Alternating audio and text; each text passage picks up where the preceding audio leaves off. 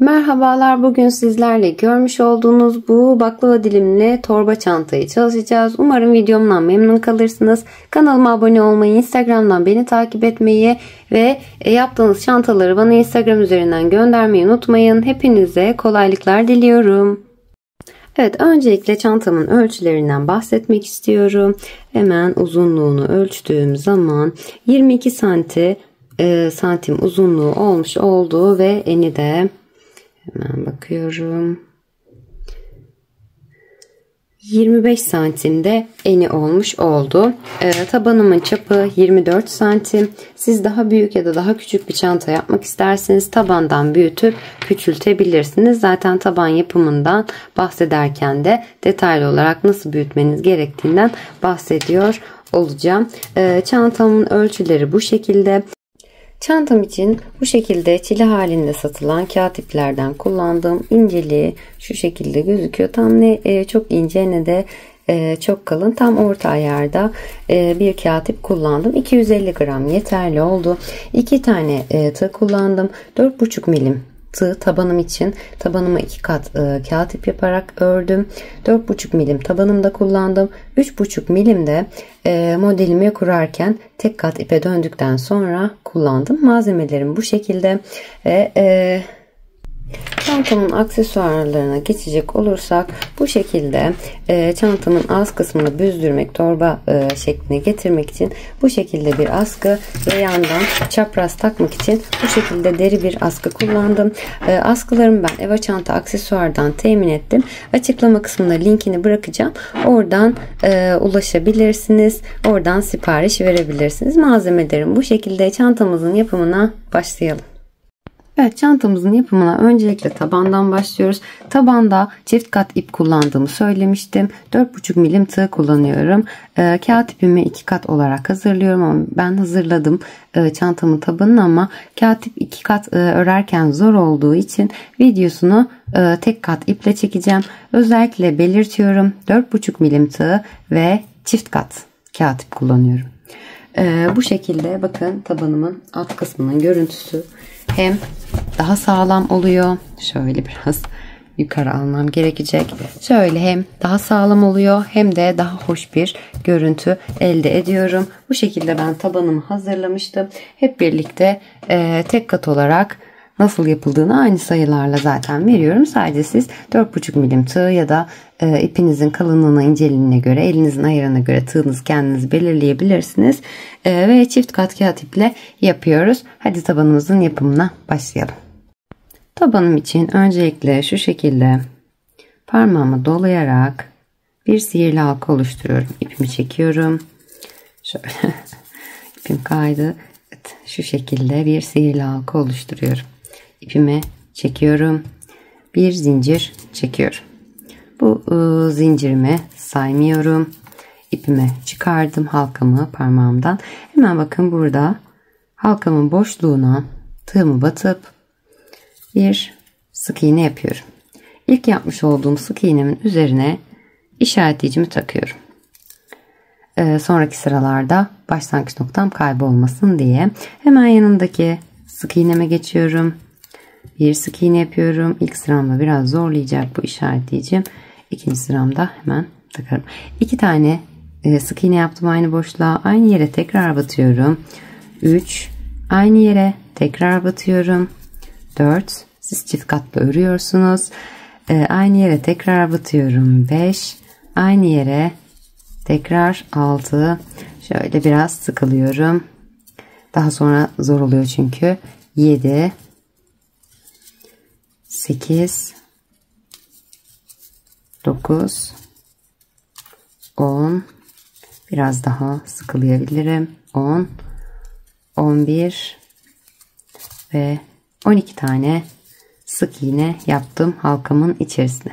Toplamda 12 tane sık iğnemi yaptım birinci sıramda. Hemen ipimi çekip biraz daha sıkıyorum.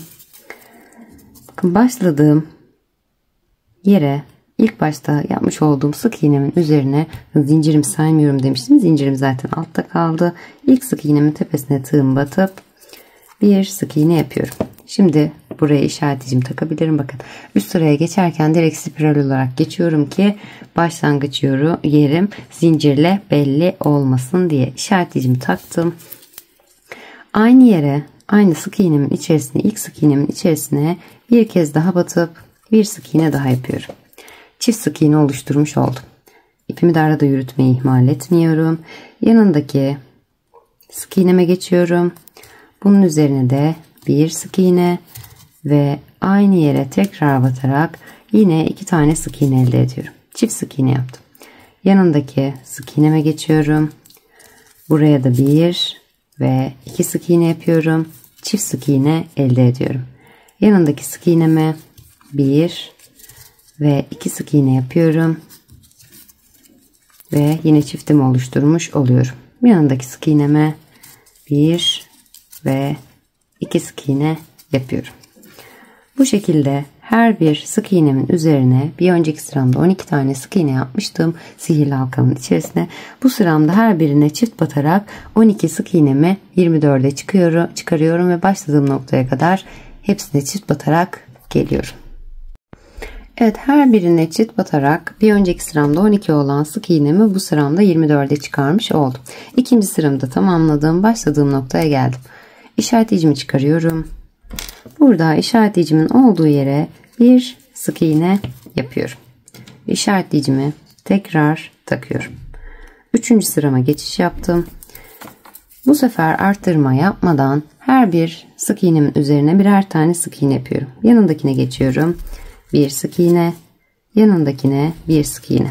Bu şekilde 3. sıramda her bir sık iğneme birer tane sık iğne yaparak yine 24 tane sık iğnemi örüyorum. Evet, 3. sıramda da her bir sık iğneme birer tane sık iğne yaparak 24 tane sık iğnemi tamamladım.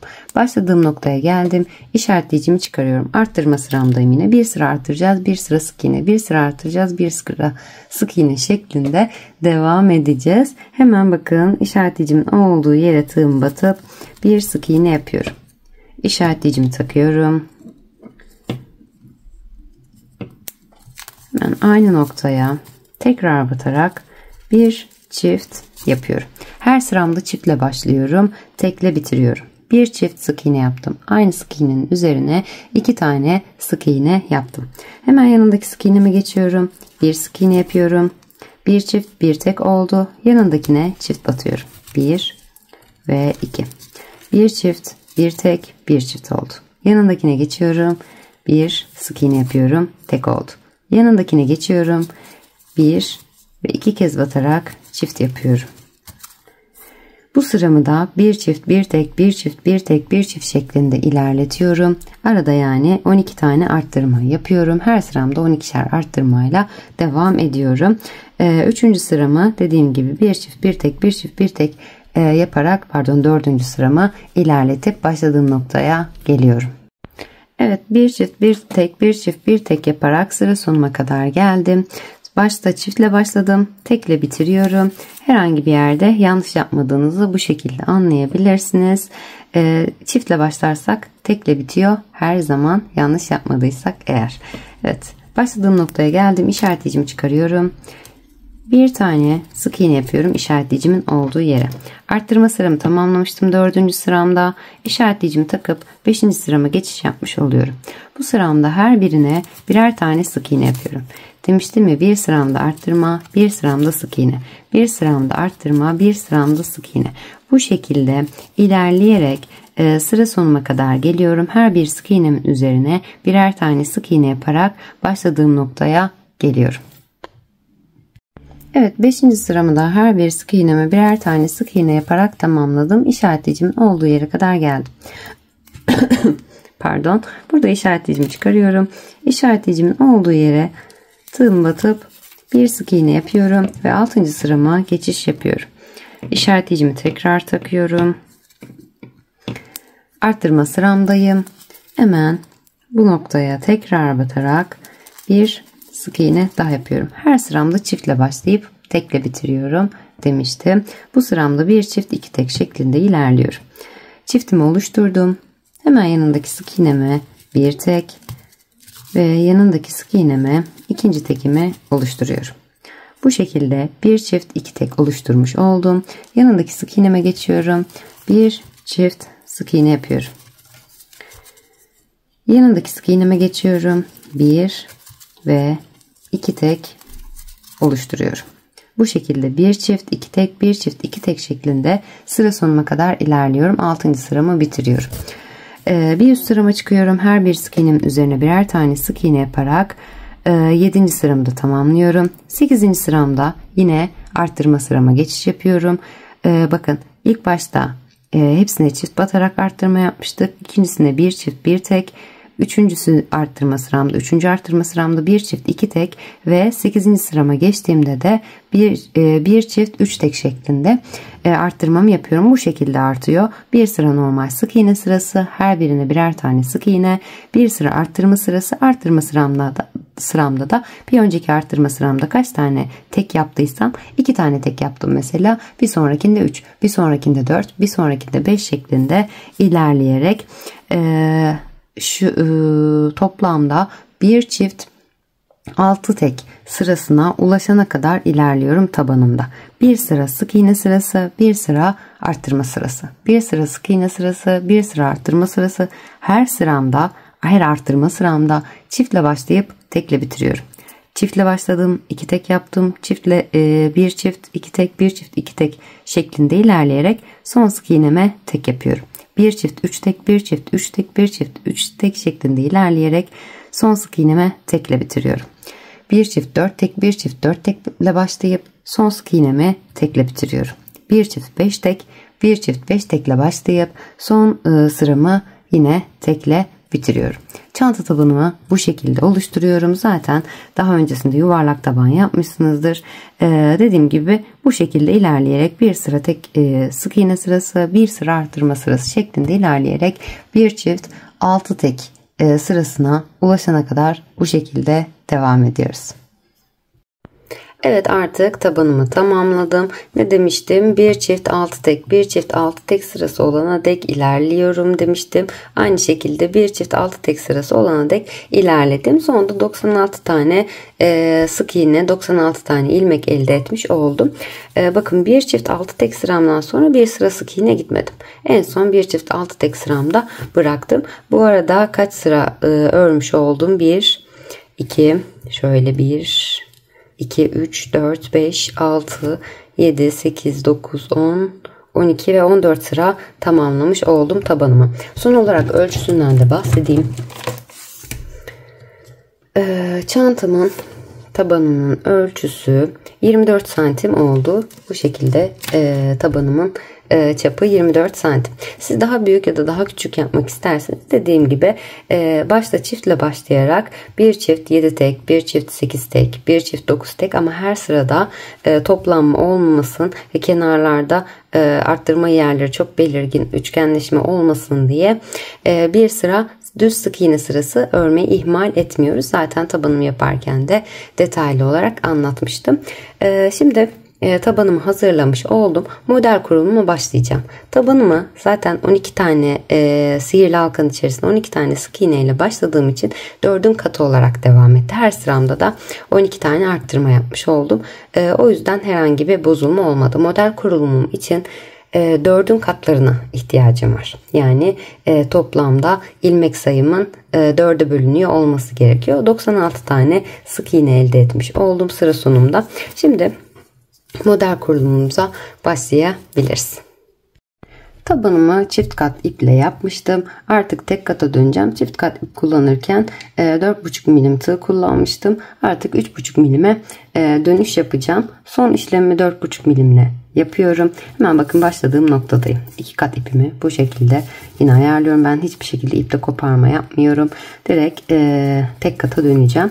Burada işareticimin olduğu yerdeyim. Başlangıç noktamdayım. Buradaki işareticimi çıkarıyorum. Bakın hep bu şekilde öne batıyorduk. Artık şöyle bakın, iki kanadının hemen ortasından batıyorum. Şu kısma batarak. Bakın şöyle başak şeklindeki yerin ortasına batarak iki ipimi birden çekiyorum. Burada hemen tek ipimi alıyorum artık.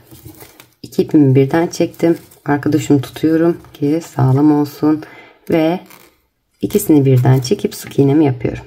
Bakın geçişimi bu şekilde yaptım. Tekrar göstereyim. Başladığım noktadayım. Buna şu şekilde değil de ortadan batıyorum. İkisini birlikte çekiyorum ipimin. Parmağımdan çıkarıp tek birini alıyorum. Diğerini de altta sıkı durması açısından tutuyorum. Ve ikisinden birlikte çekiyorum. Artık bu noktada hem tığımı değiştiriyorum hem de yapmış olduğum ilk sık iğneme işaretleyicimi takıyorum. Şöyle bir sıkılıyorum. Yanındaki sık iğneme geçiyorum. Bakın. Şuradan yine arka kanadını alarak ortasından batarak tığıma şöyle bakın. Şu şekilde batarak bir sık iğne yapıyorum. Hemen yanındakine geçiyorum. Yine ortasından batıyorum. Bakın arkadaki şöyle 4 kanat gibi oldu. 2 kat ipim olduğu için 2 kanada alıyorum. Ve bir sık iğne yapıyorum. İpim ne kadar inceldi. Hemen yanındakine batıyorum. İpimi çekiyorum. Ve bir sık iğne yapıyorum.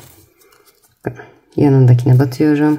Arkasındaki kanatlarını da alarak bir sık iğne yapıyorum. Bu ipimi de bir süre arada yürütüyorum. Hemen yanındaki sık iğneme geçiyorum. Arkadaki kanadını alıp bir sık iğne yapıyorum. Yanındakine geçiyorum. Arkadaki kanadını alıyorum. Bir sık iğne yapıyorum. Şu şekilde kıvrılma olacak. Şurası da gayet düzgün ve güzel gözükecek. Hemen yanındaki sık iğneme geçiyorum. Bakın arkadaki kanatlarını da alarak bir sık iğne yaptım. Ortasından batıyorum. Arkadaki kanadını alıp bir sık iğne yapıyorum. Bu şekilde başladığım noktadan itibaren tüm sık iğnelerimi ortalarından batarak şu şekilde bakın ortalarından batarak sık iğnemi yapıyorum. İpimi artık burada bırakıyorum yürütmeyi. Daha sonrasında da koparacağım. Yanındakine aynı şekilde sık iğnemi yapıyorum. Bu şekilde ilk modelimin sırasında üst kısmının çantanın üst kısmının ilk sırasında 96 tane sık iğnemi elde edip başladığım noktaya geliyorum. Evet, başladığım noktaya kadar sık iğnelerimi tamamlayarak geldim. Arttırma eksiltme hiçbir şey yapmadığım için 96 tane sık iğnemi elde etmiş oldum yine. Burada hemen üst sırama geçiş yapacağım. Buradaki işaretleyicimi çıkarıyorum. Öncelikle ipimi biraz uzatıyorum. Tığımı çıkarıyorum içerisinden. Bakın bu işaretleyicimin olduğu yere ilk sık iğneme değil, arada boşluk oluşmaması için, daha düzgün bir çıkış için buraya batmıyorum. Hemen bakın bir tane atlayıp ikincisine şu şekilde arkadan tığımı öne doğru batıyorum. Şuradaki ipimi alıp bu noktada arkaya doğru çekiyorum. Şöyle tığımı çıkardım. Bakın arkaya doğru çektim. Tığımı çıkardım. Şurada bakın şuradaki çekmiş olduğum ipin boşluğu var. Buradan tığımı batıyorum. Bakın şurada. Tekrar en baştan göstereyim. Bu ipimi şuradan çekmiştim. Bir sık iğne atlayıp arkadan öne doğru batarak bunu şu şekilde arkaya doğru çekiyorum. Bakın bu benim şuradaki ipim. Bunun altına batacağım. Çekmiş olduğum ipim yani. Bunu çekiyorum. Tığımı çıkardım. Şurada tutayım ki kaçmasın. Hemen bakın bunun altına batıyorum. Tığımı tekrar buna da takıyorum. İpimi biraz sıkılayarak ikisinden birlikte şu şekilde çekiyorum. Bakın tam aynı yere atladığım sık iğnenin olduğu yere gelmiş oldum. Bu noktada 1 2 ve 3 tane zincir çekip ikinci sırama geçiş yapıyorum. Bu sıramda hep trabzan oluşturacağım. Şu ikinci zincirin biraz geniş olduğunu hemen düzelteyim. 2 ve 3. 3 tane zincirimi çektim. Bakın battığım yere, yine ipimi çektiğim yer var ya, oraya tekrar batıyorum. Bu benim ilk ilmeğimin yeri, yani işaretleyici taktığım yeri. Ya, eksiltme falan olmadı, o yüzden kafanız karışmasın. Bu arada battığım yere tekrar dönmüş oldum, yani arada atladığım yere tekrar dönmüş oldum. İpimi üzerine aldım. Hemen yanındaki bakın şurada battığım yer vardı. Oraya tekrar batıyorum ve bir ikili trabzan oluşturuyorum. İpimi üzerine alıyorum. Hatta bunu 3 değil 2 çeksem daha sağlıklı olacak. Evet, çok uzun oldu çünkü. İpimi üzerine alıyorum. Hemen yanındaki sık iğneme batıyorum. Bir ikili trabzan yapıyorum. İpimi üzerine alıyorum. Yanındakine geçiyorum. Bakın buraya. Ortadan batmıyorum artık. Zaten üst sırama geçişim daha düzgün olsun diye altta araya batmıştım. Artık iki kanadını birden alıyorum. Bir ikili trabzan yapıyorum. İpimi üzerine alıyorum. Yanındakine geçiyorum. Bir ikili trabzan yapıyorum. İpimi üzerine alıyorum. Yanındakine geçiyorum. Bir ikili trabzan yapıyorum. İpimi üzerine alıyorum. Yanındakine geçiyorum. Bir ikili trabzan yapıyorum. İpimi üzerine alıp yanındakine bir ikili trabzan yapıyorum. Yanındakine ikili trabzan. Bu şekilde ikinci sıramda her bir sık iğnemin üzerine birer tane ikili trabzan oluşturuyorum. Bakın ipimi üzerine doladım, battım. İkisini birlikte ve ikisini birlikte çekerek ikili trabzan yapıyorum. İpimi üzerine doladım, yanındakine battım, ipimi çektim. 3 ilmeğim var. İkisini birlikte ve ikisini birlikte çekerek ikili trabzanımı oluşturdum. Bu şekilde bu sıramda her bir sık iğnemin üzerine birer tane ikili trabzan oluşturarak başladığım yere geliyorum. Evet, her bir sık iğnemin üzerine birer tane ikili trabzan oluşturarak sıra sonuma kadar geldim. Yine 96 tane trabzan elde etmiş oldum. Baştaki çekmiş olduğum 2 tane zincirimle beraber. Hemen bu noktada model kurulumuna başlayacağız. Bakın burada geçişimi yaparken zincirimin üzerine atlıyorum. İkincisinden başlıyorum. Çünkü kaydırmayla bağlayacağım için kaydırmadan bir ilmek oluşacak zaten. Diğer türlü arada bir boşluk oluşuyor. O boşluğun oluşmasını istemiyorum. O yüzden hemen zincirimin üzerine değil. Bakın 2 tane zincirim vardı. Şurada bir trabzanım var. Trabzanımın tepesine batıyorum. İpimi çekiyorum ve bir kaydırma yapıyorum. Bakın bir ilmek oluşmuş oldu tam zincirimin üzerinde ve burada da bir ilmek oldu. Bir tane zincir çekiyorum. Model sırama geçiş yaptım artık. Bir zincir çekiyorum. Kaydırma yaptığım yere, yani trabzanımın tepesine yine battığım yere tekrar bakın. Şuraya tekrar batıyorum. Bir sık iğne yapıyorum. Hemen yanındakine geçiyorum. Bir sık iğne yapıyorum. 2 oldu. Yanındakine geçiyorum. Bir sık iğne yapıyorum. 3 tane sık iğne elde ettim. Bakın burada 1, 2 ve 3 tane sık iğne elde ettim. Şimdi son yapmış olduğum sık iğnemin model kurulumuna başlayacağım artık. Sık iğnemin altındaki trabzanımı saymıyorum. Bakın burayı saymıyorum. Şu boşluğuma değil. Yanındakini atlıyorum ve yanındakinin sağ tarafındakine. Şurada bakın. Buna. Hemen şu hizayı bakın takip edin, alttaki trabzanı. Bu boşluğuma atlıyorum. Bu boşluğuma değil, yanındakine değil, şurası bakın. Ve üçüncüsüne. Alttaki trabzanımın olduğu yer boşluğuma baktım. 1, 2 ve 3. Üçüncüsüne batarak ilerleyeceğim. Geriye doğru geldim. Bakın altta 1, 2 ve 3. Buradan şu şekilde batacağım. Şöyle batarak alacağım ilmeğimi. Bakın sık iğnemi yaptığım yer şurası. Şöyle hizaladım. Altındaki trabzanımın boşluğu. 1, 2 ve 3. Üçüncü boşluğumdan şu şekilde batacağım. Öncelikle 1 ve 2 kez doluyorum tığıma. Hemen 1, 2 ve 3. Üçüncü boşluğuma tığımı battım.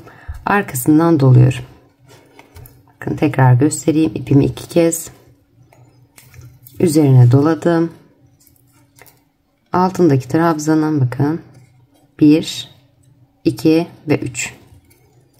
Üçüncüye batıyorum. Üçüncü boşluğumdan giriyorum. İlk modelimi kurarken bu önemli. Diğerlerinde zaten otomatik olarak ilerleyecek. O yüzden ilk yaparken karıştırmamak gerekiyor ki modelimizde kayma olmasın. O yüzden defalarca gösteriyorum. Şimdi sık iğnemi yaptığım yer altındaki trabzan, boşluğum. 1, 2 ve 3. Üçüncü boşluğum. Bakın şurası üçüncü boşluğum. Üçüncü boşluğumdan battım. Arkasından şu şekilde dolayarak ipimi çekiyorum. 2 kere üzerine dolamıştım. Biraz geniş tutuyorum. Şöyle toplanma olmaması için biraz ipimi uzatarak aldım. İkisini birlikte alıyorum. İkisini birlikte alıyorum. 2 tane ilmeğim kalıyor tığımda. İpimi tekrar 2 kez üzerine doluyorum. Bakın bu aradaki battığım yerden sonraki 1, 2 ve 3. Üçüncüyü atlıyorum. Yani 1, 2 ve üçüncüyü atlıyorum. Üçüncü boşluğuma batıyorum. 3 tane sık iğne atlamış oluyorum. Sık iğneden hesaplarsınız. Eğer boşluklardan hesaplarsanız, ki boşluklardan hesaplamak benim için daha kolay geliyor. Bakın 1 boşluk, 2 boşluk ve üçüncü boşluğuma batıyorum. Şöyle net gözüküyor mu? Şurası batmış olduğum boşluğum. 1 boşluk, 2 boşluk ve üçüncü boşluğum. Yani arada da 3 tane sık iğnem kalmış oluyor. Şuradan batacağım. 1, 2 ve 3. Şu şekilde. 2 kere doladım yine. 1, 2 ve üçüncü boşluğuma batıyorum. Arkasından dolayarak çekiyorum. Biraz uzun tutuyorum demiştim, toplanma olmasın diye. İkisini birlikte alıyorum. İkisini birlikte alıyorum. Tığımda 3 tane ilmeğim var. Hepsini birlikte topluyorum. Bakın modelimi kurdum. Hemen arkaya şu şekilde çeviriyorum. Bakın son battığım sık iğnem var burada. Şurası. Buraya batmıyorum. Zaten batmışım. Yanındakine de batmıyorum. Şurayı boş bırakıyorum. Bu zaten şurada topladığım için buradaki ilmekle birleşiyor. Arttırma eksilme olmaması için özellikle buna dikkat ediyorum. Battığım son sık iğnemin yanındakine atlıyorum. Bakın, buraya atlıyorum. Hemen yanındaki sık iğneme batıyorum. Bakın bir tane boş bıraktım arkada. İpimi çekiyorum. Bir sık iğne yapıyorum. Yanındakine batıyorum. 2 ve yanındakine batıyorum. 3. Artık ilkini yaptıktan sonra diğerleri daha kolay olacak. Çünkü zaten battığımız bir yer var. Tekrar aynı yere batacağız.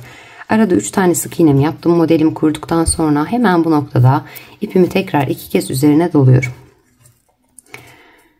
Bu battığım yere tekrar geliyorum. Şuraya. Bakın yine 3. boşluğa denk geliyor. Trabzanın altındaki boşluğum, 2. boşluğum ve 3. boşluğum. Şurası. 1. boşluğum, 2. boşluğum ve 3. boşluğum. Sağa doğru gittiğimde 2 kez üzerine doladım. Hemen bu battığım yere tekrar batıyorum. İpimi çekiyorum. Biraz uzun tutuyorum. İkisini birlikte alıyorum. 2 tane ilmeğim var. Tığımda kapatmıyorum. 2 kez üzerine doluyorum. Battığım yer boşluklarımı sayıyorum yine. 1, 2, şöyle 1, 2 ve 3. boşluğumdan batacağım şu şekilde. 1, 2 ve 3. Şuradan sayarsak sık iğnelerden 1, 2, 3 sık iğne atlıyoruz. Dördüncüsüne arkadan doluyoruz yani. 2 kere üzerine doladım. 1, 2 ve 3. boşluğuma batıyorum. İpimi çekiyorum. Uzun tutuyorum. İkisini birlikte topladım. 3 tane ilmeğim var. Hepsini birlikte topluyorum. Bakın modelim oluşmaya başladı. Ve ne demiştim? Arkasındaki ilk sık iğnemi, bakın şuraya sık iğne yapmışım. İlk sık iğnemi atlıyorum. Bunu atlıyorum. Yanındakine batıyorum. Ve ipimi çekip bir sık iğne yapıyorum. Yanındakine 2. sık iğne. Yanındakine 3. sık iğne. Aralarda hep 3 tane sık iğne yapıyoruz. 2 kere doladım. Bakın yine aynı yere batacağım. Yine kontrol edelim. Trabzanın altındaki boşluk 1, yanındaki boşluk 2 ve Diğer boşluğum 3. Dış taraftan battığım için 2 kere üzerine doladım. Hemen bu noktada 3. boşluğuma batıp tığımı arkadan çıkardım. İpimi çekiyorum. Biraz uzun tutuyorum. İkisini birlikte alıyorum. 2 tane ilmeğim var. 2 kez üzerine doluyorum. Bakın. Battığım yeri de sayıyorum. Yani şu taraftakini saymıyorum. Buradaki boşluğum 1, 2 ve 3. Yani arada 2 tane boşluğum kalacak. Şöyle 1, 2 ve 3.'ye batıyorum. Arada 1, 2 ve 3 tane sık iğnem var. Bakın boşluklarım şurada. Arkadan doladığım yeri saymıyorum. Şöyle. 1, 2 ve 3.'ye batarak şu şekilde tığımı çıkaracağım. 2 kere doladım. 1, 2, 3. boşluğuma batıyorum. İpimi çekip biraz uzun tutuyorum. İkisini birlikte alıyorum. 3 tane ilmeğim var. Hepsini birlikte topluyorum. Hemen arkasına bakıyorum. Bakın son battığım sık iğnemin yanındaki sık iğnemi atlıyorum. İkincisine batıyorum ve bir sık iğne yapıyorum. Yanındakine 2, yanındakine 3. Arada yine 3 sık iğnemi ördüm. 2 kez doluyorum. Daha önceki battığım yere tekrar batıyorum. İpimi çekiyorum. İkisini birlikte çekiyorum. 2 tane ilmeğim var. Kapatmadan bırakıyorum. 2 kere doluyorum. Bakın boşluklarımı sayıyorum yine. 1, 2, şöyle yine yardımcı tığımı alayım.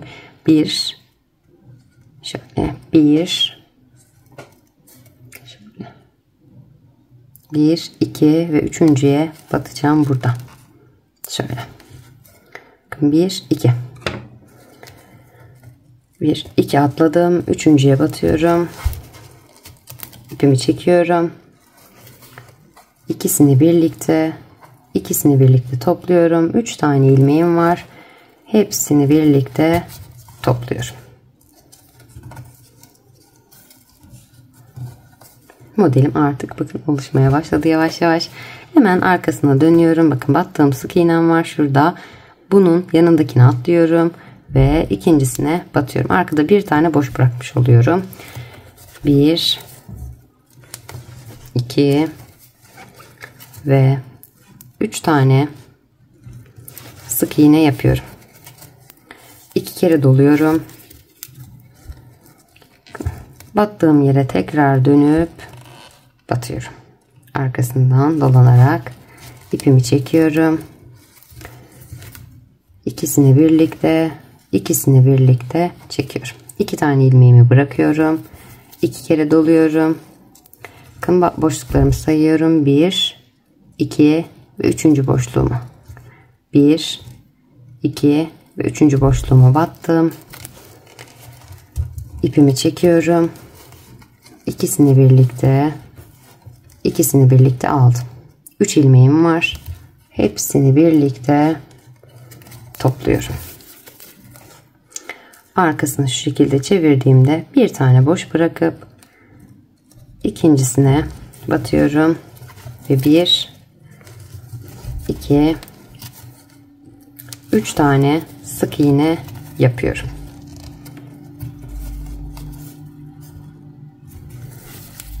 Ben 2 kez doluyorum. Battığım yere tekrar batıyorum. İpimi çekiyorum. İkisini birlikte çekiyorum. 2 tane ilmeğimi bırakıyorum. 2 kez doluyorum. Yine boşluklarımı sayarak ilerliyorum. 1, 2. Şurada kenarından battığım boşluğu saymıyorum. Burası zaten dolu olduğu için kafanız karışmasın. Özellikle defalarca gösteriyorum ama yani bir yanlışlık olmasın, daha iyi anlayın diye. Hemen yanındaki boşluğu atlıyorum. 1, 2 ve 3. Yani şöyle de sayabilirsiniz isterseniz. Bakın en son battığım Sık iğnem nerede? Şurada. Bu trabzanımın tepesinden hesapladığımda buraya batmışım, sık iğnemi yapmışım 1 ve 2. İkincinin altına denk gelmiş oluyor. Battıktan sonra bir tane boşluk bırakıp ikinci trabzanın altındaki boşluğa denk gelmiş oluyor. O şekilde de hesaplayabilirsiniz ama benim için alttan hesaplamak her zaman daha net, daha düzgün geliyor yani. Yanlışlık yapmamak için daha iyi bir seçenek. Hemen yanındaki bakın 1, 2 boşluğu atladım. Üçüncüsüne tığım batıyorum. İkisini birlikte çekiyorum. 3 tane ilmeğim var. Hepsini birlikte topluyorum. Arkadaki bir sık iğnemi atlayıp trabzanın tepesine atlayıp ikincisine batıyorum. 1 2 ve 3 tane sık iğne yapıyorum. Bakın modelim gayet hoş gözükmeye başladı. Hemen 2 kez üzerine doluyorum. 3 sık iğnemden sonra battığım yere tekrar batıyorum. İpimi çekiyorum. İkisini birlikte topluyorum. 2 kez doluyorum. 1 2 boşluk atlayıp üçüncüsüne batıyorum. İpimi biraz uzun tutuyorum. İkisini birlikte çekiyorum. 3 tane ilmeğim var. Hepsini birlikte topluyorum. Bakın arkadaki ilk sık iğnemi atlıyorum. Bir sık iğne atlayıp bir trabzan atlayıp ikincisine batıyorum. Bir sık iğne yapıyorum. 1 2 ve 3. 2 kez üstüne doluyorum tığımın. Hemen aynı yere tekrar batıyorum. İpimi çekiyorum. Biraz uzun tuttuğumu söylemiştim toplanmaması için. İkisini birlikte topluyorum. 2 ilmeğim var. 2 kere üzerine doluyorum. 1 2 boşluk atlıyorum. 1 2 ve üçüncüsüne tığımı batıp ipimi çekiyorum. İkisini birlikte topluyorum. 3 tane ilmeğim var. Hepsini birlikte topluyorum. Arkada bir tane trabzan atlayıp ikincisine sık iğnemi yapıyorum. 1 2 ve 3. Zaten aslında izlerken zor geliyor ama yaptıkça eliniz alışıyor. Gerçekten çok zevkli, çok güzel bir model. Ben çok severek yapıyorum. İkisine 2 kez doluyorum. Hemen son kez göstereceğim. İkisini birlikte doladım. Battığım yere tekrar batıyorum. İpimi çekiyorum. İkisini birlikte alıyorum. 2 tane ilmeğim var. 2 kez doluyorum. 1 boşluk, 2 boşluk, 3. boşluğuma batıyorum. 1 2 üçüncüye batıyorum. Arkadan dolayarak ipimi çekiyorum. İkisini birlikte topluyorum. 3 tane ilmeğim var. Hepsini birlikte topluyorum. Arkada bir trabzan atlayıp ikincisine tığım batıp 3 tane yan yana sık iğne yapıyorum. 1 2 ve 3. Modelim bu şekilde ilerliyor. 3 sık iğne aralarda 3 sık iğnemi yaptım. Tekrar battığım yere batıyorum. Buraya 2 kez dolayarak batıyorum. Daha sonra 1 2 boşluk atlayıp üçüncüsüne batıyorum. Arkasından dolayarak yine 2 kere de çekip hepsini birlikte topluyorum. Aynı işlemleri sıra sonuna kadar devam ettiriyorum. Detaylı anlattığımı düşünüyorum. Eğer tam kavrayamadıysanız geriye alıp da izleyebilirsiniz. Zaten ama bu kadar model yaptıktan sonra gerçekten eliniz alışıyor. Zor gelebilir ama denedikçe sonuç alacaksınız. Dediğim gibi tüm sıramı, ilk model sıramı bu şekilde tamamlayarak sıra sonuna kadar ilerliyorum. Evet, tüm modellerimi tamamlayarak sıra sonuma kadar geldim. Bakın sonda bir tane üçgenimi oluşturdum. Baklava dilimimin yarım üçgenine ve diğer tarafta da yine aynı şekilde. Son üçgenimi oluşturduktan sonra 3 tane sık iğnemi yaptım. Buraya bir yarım baklava daha gelecek. Şöyle bir üçgen daha oluşturacağım yani. Sonunda bakın 3 sık iğne burada, 3 sık iğne burada kalmış oldu. Başladığım kısma geri dönmüş oldum yani. Bu noktada 3 sık iğnemi yaptıktan sonra ipimi üzerine dolayıp hemen bakın arada da yine 1, 2 ve 3 tane sık iğnem kalmış oldu. Yani alt kısmı tam olmuş oldu. 4'ün katları şeklinde yaptığım için herhangi bir sayılarda bozulma olmadı. Tam denk geldi. İpimi 2 kere üzerine doladım. Ve bakın buradaki daha önceki battığım yere tekrar batıyorum. İkisini birlikte çekiyorum. 2 tane ilmeğim kalıyor tığımda. İkisini iki kez doluyorum. Bakın ilk başta batmış olduğum yere tekrar batıyorum. İkisini birlikte çekiyorum. 3 tane ilmeğim var. Hepsini birlikte topluyorum. Bakın sonda ilk başta başladığım yerin buradaki yerin bir tane sık iğnesi, bu kaydırma yapmıştık ya. Bu kaydırmayı da ilmek olarak sayacağımızı söylemiştim. Şuradaki burası kaldı. Bu buna denk gelmiş oldu. Yani sayılarım eşitlenmiş oldu. O yüzden ilmeğim eksik mi kaldı acaba diye tereddüt etmeyin. Onu da tekrardan söylemek istiyorum. Kaydırma yaptığım ilmeği burada kalmış oldu. O da buradaki son yaptığım üçgene denk gelmiş oldu. Üçünü birlikte topladım. Bir ilmek daha oldu. İsterseniz bir hata olmasın diye tekrar sayabilirsiniz. Tamamen 96 tane ilmek elde etmiş oldum yine. Hemen bu noktada ipimi biraz uzatıyorum şöyle. Bakın ilk yapmış olduğum sık iğnenin tepesine tığımı arkadan öne doğru batıyorum. Buradan ipimi arkaya doğru çekip bu noktada hemen bir önceki yaptığım yere tekrar batıyorum. İpimi tekrar buradan geçiriyorum. Bakın yaptığım yere denk gelmiş oldum ve ilmek kaybı hiçbir şey olmadı. Tekrar göstereyim. Son topladım. İpimi biraz uzattım. İlk yaptığım sık iğneme arkadan battım.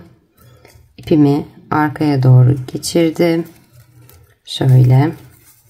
Ve hemen buradan da son yaptığım üçgenimin üçünü birlikte topladığımın tepesine batıyorum. Ve buradan da ipimi geçiriyorum. Ve biraz çekip sıkılıyorum. Tam tepesine gelmiş oldum. Burada da herhangi bir ilmek kaybı olmamış oldu. Bakın şurada da bir ilmeğim var. Buraya da batacağız.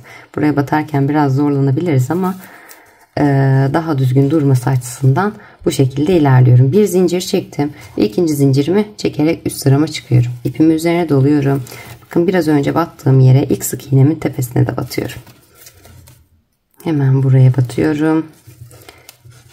İpimi çekip ikisini birlikte toplayarak ikili trabzan yapıyorum. İpimi üzerine dolayıp yandakine batıyorum. İpimi çekip ikisini birlikte çekerek ikili trabzanımı oluşturuyorum.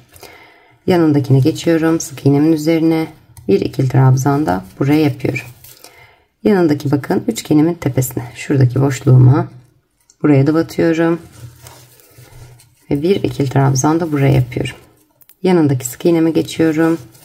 İkili trabzan yapıyorum. Yanındaki sık iğneme ikili trabzan yapıyorum. Yanındakine geçiyorum. İkili trabzan yapıyorum. Bakın üçgenimin yine tepesine geldim. Buraya da ikili trabzan yapıyorum. Yani bu sıramda her bir boşluğuma, her bir sık iğnemin üzerine ve buradaki üçgenlerimin tepesine de batarak ikili trabzanlarımı oluşturarak yine 96 tane trabzan elde edip sıra sonuna kadar geliyorum. Sıra sonuna kadar tüm trabzanlarımı tamamladım. Toplamda zincirimle başta çektiğim 2 tane zincirimle beraber 96 tane trabzan elde etmiş oldum. Hemen bu noktada model sırama geçiş yapacağım. Bakın 2 tane zincir çekmiştim. Buraya batmıyordum. Kaydırma yapacağım için arada boşluk oluşmaması için hemen ilk trabzanımın tepesine tığımı batıyorum. İpimi çekiyorum ve bir kaydırma yapıyorum. Bakın tam zincirimin üzerine gelmiş oldu kaydırmam. Zincirimin ilmeği oluşmuş oldu yani. Bu noktada bir tane zincir çekiyorum ve aynı yere tekrar batıyorum. Aynı trabzanımın üzerine. İlk trabzanımın tepesine batıyorum ve bir sık iğne yapıyorum. Hemen bakın modelin mantığını anlatayım sizlere. Bakın şu arada üçgenlerimin arasında 3 tane trabzan yapmıştım. Bu sıramda bu modelimi kurarken ikinci trabzanımın tepesine denk getiriyorum. Yani 3 trabzanımın tam ortasına. Bakın şuradaki trabzanım modelimin üzerine denk gelmiş oluyor. Burada ikisinin birleşim yerinin üstüne denk gelmiş oluyor. Bunu saymıyorum. Yanındakine geliyorum. Bakın burada 3 tane trabzanım var. Modelimi kurarken ikincisine kuruyorum. Bu şekilde. 3 tane ve ikincisine modelimi kuruyorum. İkincisindeyken modelimi kuruyorum. Şimdi 3 tane trabzanım var arada. İlkinin üzerine sık iğnemi yaptım. Yanındakine batmıyorum. 2 kere doluyorum. İpimi üzerine model kurulumuna başlıyorum hemen. Bakın geriye gelip şu ikisinin kesişim noktası. Bakın şuraya şöyle batarak ikisini birlikte arkasından batarak şöyle ikisini birlikte arkasından batarak ipimi çekiyorum. İkisini birlikte çekiyorum. 2 tane ilmeğim var. Kapatmadan 2 kere daha doluyorum üzerine ve yanındakine, buradaki kesişim noktasına, bir sonrakinin kesişim noktasına geliyorum. Bunun yine arkasından, ikisinden birlikte arkasından dolayarak ipimi çekiyorum. İkisini birlikte ve ikisini birlikte çekiyorum. 3 tane ilmeğim var. Hepsini birlikte topluyorum. Bakın gayet düzgün bir baklava dilimim oluşmuş oldu. Bakın ikincisine denk geliyor demiştim. İkincisini örmedim ve örmeden atlıyorum. İkincisi modelime denk geldi çünkü. Burada ilmeğim eşitlenmiş oldu. Hemen bir tane trabzan atlıyorum arkadaki. Yanındakine batıp bir sık iğne yapıyorum. Yanındakine geçiyorum. Bir sık iğne 2 ve yanındakine geçiyorum 3. 3 tane sık iğnemi yaptıktan sonra yine modelimin arasındaki 3 trabzanımın ikincisine gelmiş oldum. İlk başta ayarlarken buna dikkat ederseniz tam denk gelecektir. 2 kere doluyorum. Yine üçüncüsünün üzerine batmadan arada 3 tane sık iğnemi yaptım. Üzerine doladım. Bakın bu bir öncekine yine dönüyorum. Aynı yere tekrar arkadan batarak ipimi çekiyorum. İkisini birlikte çekiyorum. 2 tane ilmeğim kalıyor. Kapatmıyorum. 2 kere doluyorum. Yine bu sefer yandakine geçiyorum. Bunun arkasından batarak ipimi çekiyorum ve ikisini birlikte topluyorum. 3 tane ilmeğim var. Hepsini birlikte topluyorum. Bakın gayet düzgün bir şekilde oluşmuş oldu. Arkaya dönüyorum. Bir tane trabzan atlıyorum. İkincisinin üzerine sık iğnemi yapıyorum. Yanındakine geçiyorum. İkinci sık iğnem. Yanındakine üçüncü sık iğnemi yapıyorum.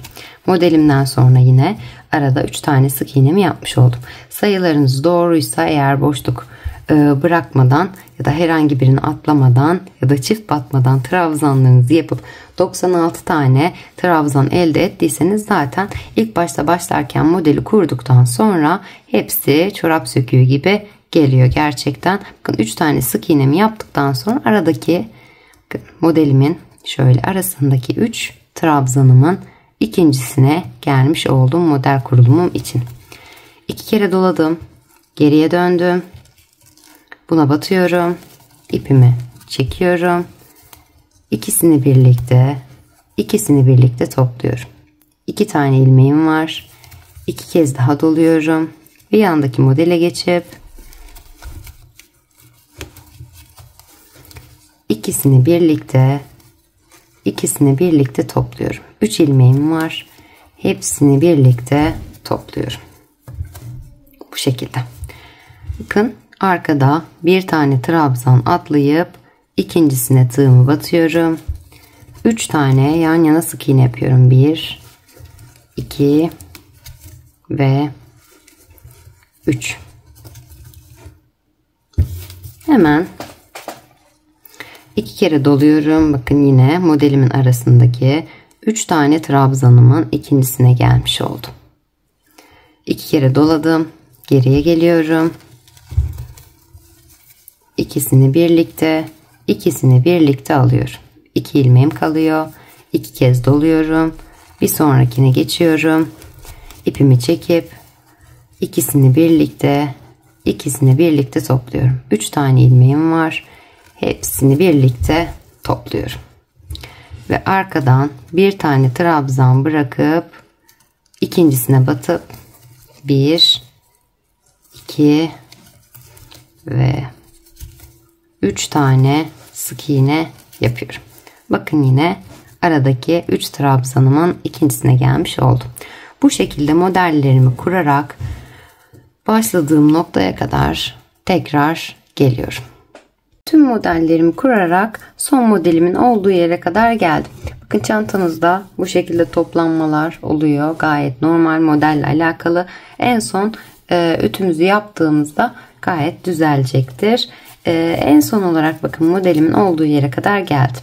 Son modelim kuracağım yere. En son ne yaptım? Son bakın şuradan öncekine modelimi kurdum. Bu kısma bir tane baklava dilimi yaptım ve daha sonrasında 3 tane sık iğne yaptım. Yine burada 3 tane trabzanımın ikincisine gelmiş oldum. 2 kere üzerine doladım. Burada bakın. Bir öncekine battım. İkisini birlikte topladım. 2 tane ilmeğim kaldı. 2 kez doladım. Bir sonrakine ilk yapmış olduğuma geçtim.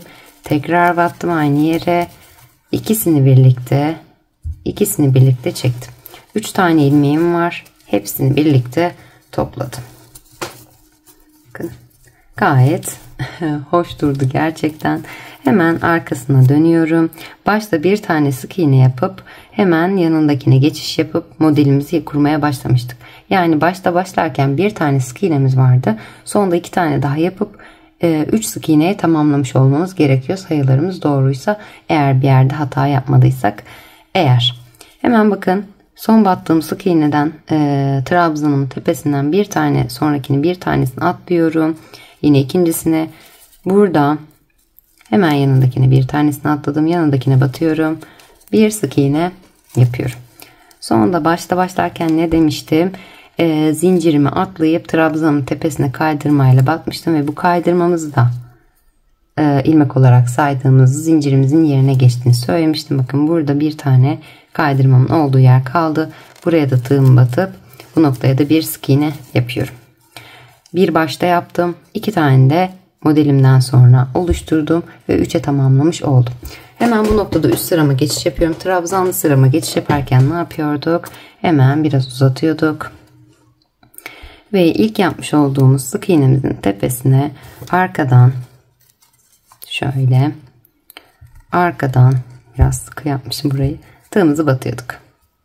Öne doğru. İpimi bu noktada şöyle geriye doğru çekiyorum. Önden arkaya doğru. Ve son yaptığım ikinci sık iğnemin üzerine de batıp buradan ipimi öne doğru alıyorum. Bu şekilde. İlmek kaybım olmamış oldu. Hemen bu noktada trabzanlı sırama geçiş yaparken 1 ve 2 tane zincir çekiyorum. İpimi üzerine doluyorum. İlk başta başladığım bir önceki sıramda ilk yapmış olduğum sık iğnemin üzerine. Şuraya. Tekrar batıyorum. İkinciyi zaten ilk yaptığım 2 zincirimi ikincinin üzerine yapmış oldum. Bakın 3 tane sık iğnem var arada. Birisi burada, birisi burada, birisi burada ve birisi de burada. Üçüncüye trabzanımı oluşturuyorum. Hemen yanındakine geçiyorum. Modelimin tepesine. Buraya da bir ikili trabzan yapıyorum. Modelimin yanındaki sık iğneme geçiyorum. Trabzan. Yanındaki sık iğneme. Trabzan. Bu şekilde bu sıramda şu anda kaçıncı sıramdayım? 1, 2, 3, 4 ve 5. sıramı tamamladım. Galiba yanlış saymayayım. Bir sık iğne sırası, ikinci trabzan sırası, 3. model sırası, 4. trabzan sırası ve 5. evet model sırasıymış. Şimdi 6. sıramdayım. 6. sıramda trabzanlarımla tamamlıyorum ve yine 96 tane trabzanımı baştaki 2 tane zincirimle beraber elde ediyorum. Trabzanlarımı tamamlayarak da 6. sıramı bitirmiş oldum. Bakın son trabzanımı şu iki modelimin yine arasına yapmış oldum. Yani 1, 2 ve 3 tane yapmış oldum. Zincirimi ikinci olarak sayıyorum. O yüzden model başlangıcım bir önceki sıramdan farklı. İlk başta yapmış olduğum sıramdaki gibi olacak. Yani bir bu şekilde, bir bu şekilde, bir bu şekilde, bir bu şekilde tekrarlayarak devam edeceğiz tüm sıralarımızı. Öncelikle bu kısmı göstermek istiyorum hemen. Bakın trabzanımı, son trabzanımda yaptım. 96 tane trabzanımı elde ettim. Ben burada zincirim var 2 tane. Üst sıramıza, model sıramıza geçerken ne yapıyorduk? Zincirimizin tepesine değil, trabzanımızın tepesine. Bakın ikinci aradaki ikincisi zincirim olarak sayıyordum. 2 tanesini. Bu arada 3 tane olacaktı ya. Bunu ikincisi olarak sayıyordum. Bu arada kaldı. Kaydırma yaptığım için sıra sonuma kalmış oldu. Yani o yüzden yandaki trabzanların tepesine sık iğnelerimi yapacağım. Şu üçlü, buradaki üçlü. Hemen bakın 2 tane zincirimin tepesine atlıyorum ve trabzanımın tepesine batıp bir kaydırma yapıp 7. sırama geçiş yapıyorum. Bakın şimdi daha anlaşılır olacak. Hemen şöyle modelimi tuttum. Modelimin arasındaki trabzanlarım bu 3 trabzanım. 1, ikincisi kaydırmanın denk geldi. Yani sıra sonumdaki. Üçüncüsü de ilk sıramın ilk başındaki olmuş oldu. Şöyle. Kaydırmam sonda örüldüğü için en sonda modelimi kuracağım. O yüzden kaydırmamı hemen yaptıktan sonra bakın aradaki 3. trabzanımın tepesine gelmiş oldum. Burada bir tane zincir çekiyorum ve dibindeki ilk boşluğuma yani şu aradaki 3. trabzanımın yani ilk trabzanımın tepesine tığımı batıp bir sık iğne yapıyorum. Yanındakine geçiyorum. 2. sık iğnem. Yanındakine 3. sık iğnemi yapıyorum. Yani ilk sıramdaki, ilk model kurulumu sıramdaki gibi ilk başta 3 tane sık iğne ile başladım. Bir sonraki model sıramda 1 sık iğne ile, bir sonraki model sıramda 3 sık iğne ile başlayacağım. Ama bu değişiklik de gösterebilir. Ne olur ne olmaz başka şekilde başladıysanız eğer önemli olan dediğim gibi şu 3 tane trabzanın ikincisine modelimizin kurulumunun denk gelmesi ki yamulmalar olmasın. Tam bu iki orta birbirine denk gelsin. Şu şekilde yani düz dursun. Önemli olan en önemli püf noktası bu şekilde. 3 tane sık iğnemi yaptım bakın. Diğer modelimin arasındaki 3 tane trabzanımın ikincisine gelmiş oldum. Arada 3 tane trabzanım var. Birincisine sık iğnemi yaptım. İkincisine model kurulumunu yapacağım. 2 kere doladım. Geriye gelip buraya batıyorum. İpimi çekip ikisini birlikte çekiyorum. 2 kere doluyorum. Yandaki modelime geçiyorum. Arkasından batıp ikisini birlikte çekiyorum. 3 ilmeğim var. Hepsini birlikte topluyorum. Sonraki modeller hep aynı şekilde ilerliyor. En önemli nokta ilk başta başlarkenki nokta. Onu da dediğim gibi her iki sırada bir tekrarlamış oluyoruz zaten. Birinde 1 sık iğne, ikincisinde 3 sık iğne ile başlıyoruz. Şöyle yani birinde 3 sık iğne ilk modelimde, ikincisinde 1 sık iğne ile başladım başlangıçta ve 3. model sıramda da 3 tane sık iğne ile başladım. 4. model sıramda 1 tane sık iğne ile başlayacağım ve 5. model sıramda da yine 3 tane sık iğne ile başlayacağım. Bu şekilde ilerleteceğim. Hemen bakın modelimi kurduktan sonra arkasındaki ilk trabzanımı atlıyorum. Boşluğumu burada boş bırakıyorum. Hemen yanındaki sık iğnemi trabzanın tepesine batıp sık iğnemi yapıyorum. 1, 2 ve 3. 3 tane sık iğnemi yaptım modelimden sonra 2 kez doluyorum. Yine bakın buraya batıyorum. İkisini birlikte topluyorum. 2 kez doluyorum. Yandaki modelime geçiyorum. İkisini birlikte ve ikisini birlikte topluyorum. 3 tane ilmeğim var. Hepsini birlikte topluyorum. Arkada bir trabzan bırakıp ikincisine batıyorum. 1 2 ve 3 tane sık iğne yapıyorum. Bakın arada 3 trabzanın olduğu yere geldim. Birincisine sık iğnemi yapmış oldum. İkincisine modelimi kuracağım. 2 kere doladım. Bir önceki modelime geçtim. Batıyorum. İkisini birlikte topluyorum. 2 ilmeğim var. 2 kere dolayıp yandakine geçiyorum. İkisini birlikte topluyorum. 3 tane ilmeğim var. Hepsini birlikte topluyorum. Modellerimi bu şekilde kuruyorum. Bu sıramı da yine aynı şekilde devam ettirerek tamamlıyorum. Bir sonraki sırama geçerken trabzan sıramızda geçişte nasıl yapıyorduk? Buraya batıyorduk. Daha sonrasından şöyle göstereyim. Şöyle arkadan batarak öne doğru çekiyorduk. Bu boşluk yapmamak adına bunu unutmayalım geçişlerimizde. Zaten birinci sıramıza tekrar döndüğümüzde tekrar aynı şeyleri geriye sarıp da izleyebilirsiniz. Bu şekilde model sıramızı kuruyoruz. Trabzan sıramıza geçiş yapıyoruz. Her bir sık iğnemizin üzerine trabzanlarımızı oluşturup 96 tane sık iğne elde ediyoruz 8. sıramızda. 9. sıramızda model sıramıza geçiyoruz. Bakın burada 3 tane ile başlamıştım. 9. sıramda bir tane sık iğne ile başlayıp model kurulumuna başlıyorum. 10. sıramda yine trabzan kuruyorum. Her birine 96 tane trabzanımı elde ediyorum. 11. sıramda 3 tane sık iğne ile devam ediyorum. Başlangıçta daha sonra model kurulumuna başlıyorum. 12. sıramda yine 96 trabzan ve 13. sıramda yine bir tane sık iğne ile başlayarak ilerliyorum. Bu şekilde modellerimde yeteri uzunluğa gelene kadar çantamı yeteri uzunluğa getirene kadar devam ediyorum. Çantamda artık yeteri uzunluğa geldi.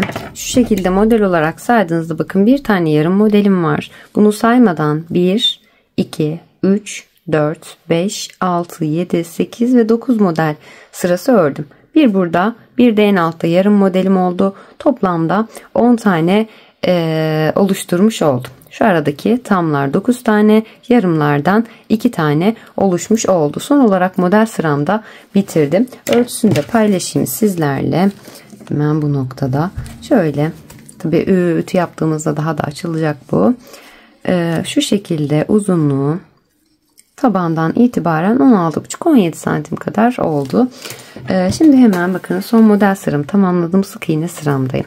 Bu şekilde biraz uzun tutuyordum üst sırama geçerken. Artık onu yapmıyorum. Sık iğne sırasına başlayacağım. Çünkü hemen yanında ilk başladığım noktadaki sık iğnemin olduğu yere geldim. Buraya bir sık iğne yapıyorum.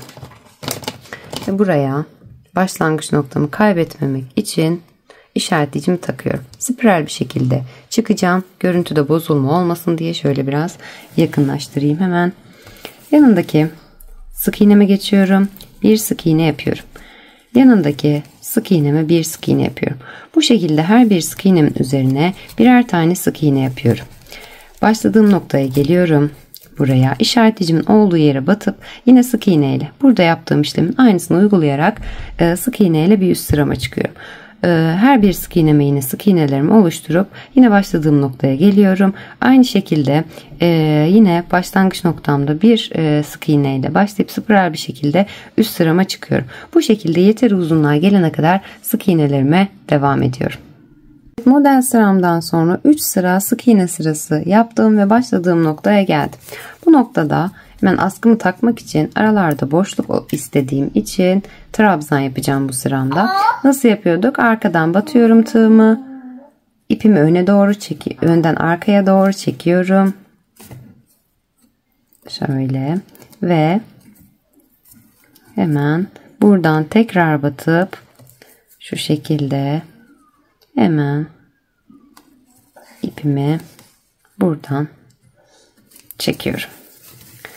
1 ve 2 tane zincir çekiyorum. İpimi üzerine dolayıp hemen yanındaki boşluğuma geçiyorum. Bakın battığım yere tekrar batıyorum ikili trabzan yapıyorum. Yanındaki boşluğuma ikili trabzan yapıyorum. Yanındaki boşluğuma sık iğnemin üzerine ikili trabzan yapıyorum. Bu şekilde bu sıramda da her bir boşluğuma birer tane ikili trabzan yapıyorum. Daha sonra yine başladığım noktaya geliyorum ve bir üst sıramda tekrar sık iğne sırama başlıyorum ve her bir boşluğuma birer tane sık iğne yaparak 3 sıra halinde sık iğnelerimi devam ettiriyorum. Bu şekilde çantamın artık üst kısmını bitirip en son dolama işlemiyle bitireceğim. Bir sıra trabzanımızı örerim. Daha sonra sık iğne sıramıza çıkıp 3 sırada sık iğnemizi örüp tekrar gelelim. Trabzanlarımı tamamladıktan sonra 3 sırada sık iğnemi örüp başladığım noktaya kadar geldim. Burada hemen bakın başlangıç noktama şöyle geriden batıyorum tığımı. Önden arkaya doğru ipimi çekiyorum ve şu şekilde sıkılayıp bu noktada bir tane zincir çekiyorum. Gerideki sık iğnemi batıyorum. İpimi çekiyorum. İkisini birlikte topluyorum. Yanındaki sık iğneme geçiyorum. Geriye doğru ilerliyorum. İpimi çekiyorum. İkisinden birlikte çekiyorum. Ters sık iğne yapıyorum yani aslında. Geridekine batıyorum. İpimi çekiyorum. İkisini birlikte çekiyorum. Geriye batıyorum. İpimi çekiyorum. İkisini birlikte çekiyorum. Geriye battım. İpimi çektim. İkisini birlikte çekiyorum. Şu şekilde. Geriye batıyorum. İpimi çekiyorum. İkisinden birlikte geçiriyorum. Geriye batıyorum. İpimi çekiyorum. İkisinden birlikte geçiriyorum. Geriye batıyorum. İpimi çekip ikisinden birlikte çekiyorum. Geriye batıyorum. İpimi çekiyorum. İkisinden birlikte geçiriyorum. Geriye batıyorum. İpimi çekiyorum. İkisinden birlikte geçiriyorum. Geriye batıyorum. İpimi çekiyorum. Ve ikisinden birlikte çekiyorum. Geriye batıp ipimi çekiyorum. Ve ikisinden birlikte geçiriyorum. Bakın bu şekilde gayet güzel gözüküyor. Bu şekilde sıra sonuna kadar ilerleyip başladığım noktaya geliyorum. Ve artık çantamın üst kısmını bitirip askımın takımına geçiyorum. Bittikten sonra bir kez şu şekilde iç kısımdan ütüleyerek çantamı düzeltiyorum ve artık çantam hazırlanmış oluyor. Evet, çantamı tamamlamış oldum. Son olarak ölçüsünü de paylaşayım boyunun. Hemen 21 santim çantamın uzunluğu olmuş oldu. Ütümü de tamamladım. Bakın bu şekilde öncelikle çantamı şöyle kenarlardan ayarlıyorum. Şöyle iki kenardan şu şekilde katlıyorum. Biraz daha yükseltmem gerekecek. Hemen şu şekilde kenarlardan tutuyorum. Bakın buralara, kenar kısımlarına işaretleyicilerimi takıyorum. Toplamda 96 tane sık iğnem vardı. Bu işaretleyicilerimi taktıktan sonra 94 tane trabzana düşmüş oldu. Trabzanlarımın bu şekilde kenarlarından takıyorum işaretleyicilerimi. Kenarlarını belirledim. Ön kısımda 47 tane, arka kısımda 47 tane trabzanım kalmış oluyor. İşaretleyicilerimi taktıktan sonra. Daha sonra 47 tane trabzanımı belirledim. Kenarlardan kırmızı bakın işaretleyicim, kenar işaretleyicim hepsini farklı renkte kullandım ki kafa karışıklığı olmasın diye. Buradan işaretleyicimi taktım kenarını belirledikten sonra. Buradan sonra 2 bakın işaretleyicimin olduğu yeri saymıyorum. 2, 4, 6 tane sayıp 7.'ye işaretleyicimi takıyorum. Aynı şekilde diğer tarafa dönüyorum. 2, 4, 6 ve 7.'ye işaretleyicimi takıyorum. Aynı işlemi diğer tarafta da uyguluyorum. İşaretleyicimden sonra 2, 4, 6 ve 7.'ye işaretleyicimi 2, 4, 6 ve 7.'ye işaretleyicimi takıyorum. Daha sonra geldim. Ön kısmını belirliyorum. Bu tarafı arka yapmak isterseniz bu tarafı ben bu kısmı seçtim. Hemen buradan en son alt sayıp 7.'ye işaretleyicimi taktıktan sonra bu arada 13 tane sık iğne trabzan sayıyorum. 2, 4, 6, 8, 10, 12 ve 13.'ye işaretleyicimi takıyorum. Daha sonra buradan sayıyorum. İşaretleyicimden sonra 2, 4, 6, 8, 10, 12 ve 13.'ye işaretleyicimi takıyorum bu şekilde ki çantamı katladığım zaman kenarlarda torba olarak büzdürdüğümde yamuk bir görüntü olmasın diye sayılarımızı eşit tutmaya çalışıyoruz. O yüzden bu şekilde yapıyorum. Şimdi askı takımıma askımı takmaya başlayabilirim. Hemen bakın askımın ucunu aldım. Ortasını bir tanesini çıkardım ben buradan. Hemen bu noktada bakın arada kaç tane kalmış oldu. İşaretleyicimden sonra 2, 4, 6 ve 7 tane kalmış oldu. Ben bakın buradaki işaretleyicimi şu tarafı çıkardığım için şu kısmı durduğu için burası sabit kalacak. O yüzden sol tarafından başlıyorum. Tersten başlayıp şey yapmayın, yanlışlık olmasın. Daha sonrasında bakın burada işaretleyicimin olduğu yerden işaretleyicimi çıkardım. Arada 7 tane saymıştım. 7 ile 8'nin arasındaki boşluğa böyle biraz trabzanlarım benim kısa olduğu için böyle oluyor galiba. Evet. Şöyle hemen çekiyorum. Orta kısmımı belirlemiş oldum. Şöyle çektim. Daha sonra şöyle arkadan getirerek denk getirerek şöyle şuraya bir tane yapayım. 2, 4 ve 6 tane bırakmış oldum. 13 taneydi arada zaten. Hemen buraya da bir arkadan öne doğru geçireceğim. Geçirebilirsem tabii. Çok sıkı örmüşüm. Gerçekten. Keşke ilk başta sayarak zincirle yapsaydım. Çok daha kolay olurmuş işim. Ama çok boşluklu olsun istemedim. Çantam ama gerçekten takamadım. Siz trabzanlarınızı uzun tutun en iyisi. Bu şekilde evet. Sonunda. Böyle hemen taktım ve bu noktaya geldim. Önemli olan kısım burası zaten. Burada bakın takmıştım işaretleyicimi. Buradan bir öncekine şöyle aradan geçireceğim hemen. Bir öncekine bakın işaretleyicimden bir önceki boşluğuma battım.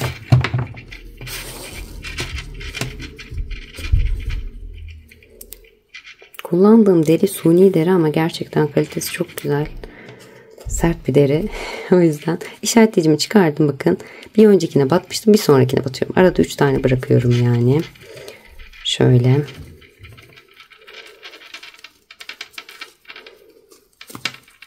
Burası da tam. Evet. Başladığım noktaymış. Bakın zincir var zaten. Daha bir sıkı.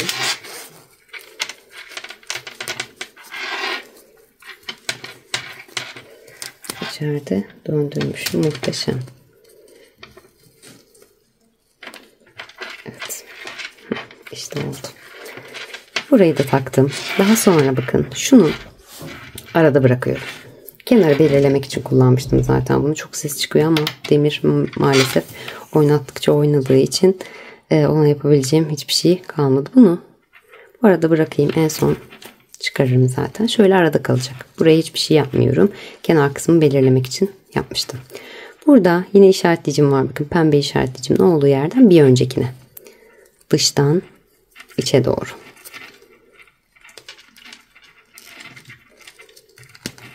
Bu şekilde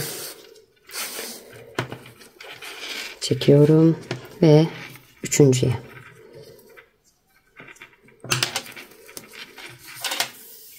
Düzeldiğinden emin olayım. Şurada işaretleyicimi de çıkarayım ki engel olmasın. Evet.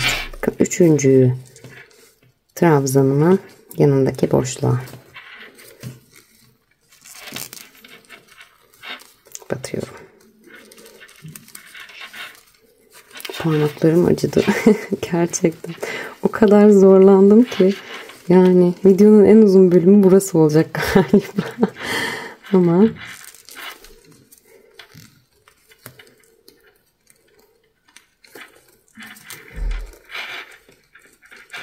Evet. Elimin ne kadar sık olduğunu görmüş olduk bu noktada. Evet. Şimdi bakın büzdürüyorum böyle.